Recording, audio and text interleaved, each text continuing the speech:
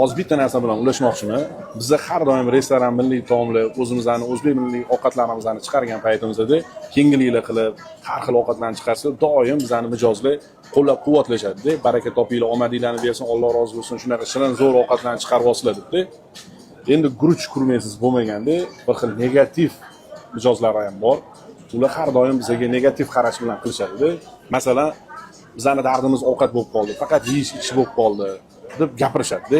Bizning maqsadimiz nima? Bizning maqsad o'zbek milliy taomlarni butun dunyoga tanitish. Mana o'zingizlar o'ylab ko'ringlar, hozir Turkiyada, Madinada, Makkada, Amerikada, Tailandda, Xitoyda, Haynanda, mana masalan men o'zim o'qiganman Xitoyda. Shunaqangi o'zbek milliy taomlari ochilib ketyapti.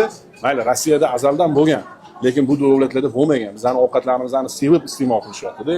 Shuning uchun men bitta narsani xohlardimki, bizning milliy taomlar, bizning o'zbek ovqatlarimizni dunyoga mashhur bo'lishini. Shuning uchun bizga nima kerak bo'ladi? Shu ijtimoiy tarmoqdan foydalanishimiz kerak bo'ladi. Shuning uchun sizlarning podдержкаңlar, motivatsiyanglar kerak bo'ladi-da. Yana bitta narsani aytaman, Amerikada bo'ladimi, Koreyada bo'ladimi, o'sha eng zo'r sushi qiladigan Yaponiyada bo'ladimi? Misol Turkiyada bo'ladimi, pide yeydimi, sushi yeydimi, baribir bizani o'zbeklar o'zini ovqatini sog'inadi. Ya'ni mastava, shashlik, osh juda ham sog'inadi. Misol pirchilikda yurgan do'stlarimiz bor. Shu ovqatlarni ko'rishadi-da, kelinglar chetlarda ochinglar, borsam albatta sizlarning restoraningizga boraman deydi-da. O'shanda xursand bo'lib ketasiz-da. Shuning uchun Xudo xolasa bizning maqsadimiz faqatgina shu O'zbekistonni eng yaxshi oldi ovqatlarni, restoranlarni dunyoga tanitib, maqsadimiz shu. Xudo xolasa mazaq ovqatlanib ketaman desanglar, bekor yo'q kelaveringlar.